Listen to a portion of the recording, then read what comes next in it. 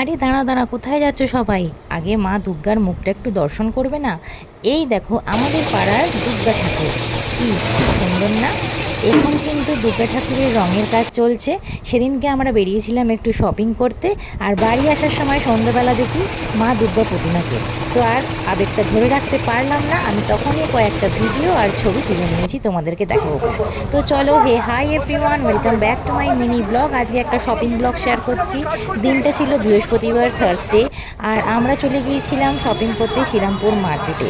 এই হচ্ছে আমাদের শ্রীরামপুর মার্কেটের স্টার্টিং ওয়েটা। আর এখানে দেখো প্রচুর দোকান রয়েছে, যেখানে লোকের ভিড় তখন উপচে পড়ছে। মোটামুটি তখন বিকেল 5টা বাজে, আমরা একটু বিকেলই বেরিয়েছিলাম।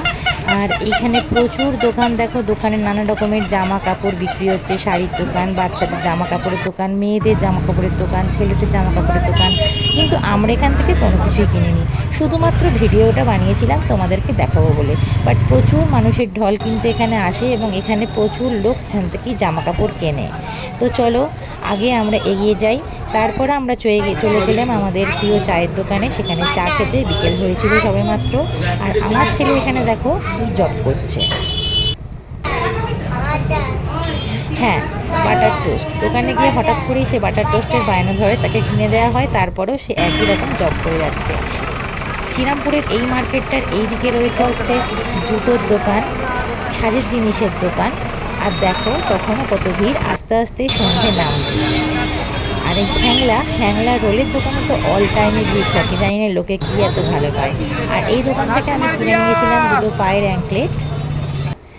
তারপরে কিনে নিয়ে আমার ছেলের আর আমার জন্য এই বেলুনটা। পরবর্তীকালে এই ফুল বেলুনটাই ওর পছন্দ, এবং সেটাও নিয়ে নেয় আমার থেকে।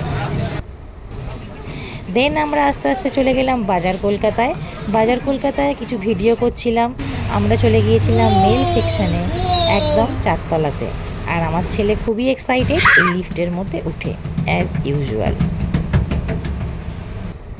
ভিডিও বানাচ্ছিলাম টুকটুক করে, কিন্তু সেখানে দেখে নেয় এবং তারা বলে যে ভিডিও সেখানে অ্যালাউ নেই। তো জানি না এটা একটা নতুন কি ফ্যাশন হয়েছে, কোনো শপিং মলেই কিন্তু সেরকমভাবে ভিডিও করতে দেয় না। তো যাই হোক, লুকিয়ে যে কয়টা ভিডিও নেওয়া যায়, ওখানকার কালেকশানগুলো তোমাদের সাথে শেয়ার করছি। বেসিক্যালি বলা যেতে পারে বাজার কলকাতা এখন অনেকটাই উন্নতি করেছে দামের দিক দিয়ে এবং কালেকশানের দিক দিয়েও। খুব সুন্দর সুন্দর কালেকশান সত্যি ওখানে রয়েছে, বাট সেখান থেকে আমরা কিছুই কিনি না, কারণ আমার হাজব্যান্ড মারাত্মক চুজি।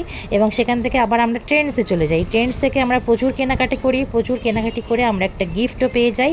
তারপর আমরা চলে যাই বঙ্গ দরবারে কিছু ভোজ করতে, ওই সন্ধ্যাহ্ন আগে।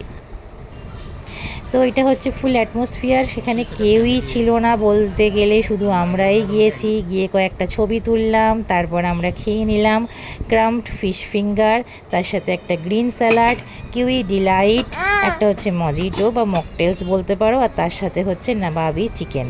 ব্যাস এই তো ছিল ভিডিও। ভালো করে খাওয়া দাওয়া করে সন্ধ্যের টিফিন করে আবার আমরা বাড়ির পথে রওনা দেব। আবার দেখা হবে তোমাদের সাথে অন্য আর একটা ব্লগটা কেমন লাগলো অবশ্যই সবাই জানিও। Thank you for watching, tata by.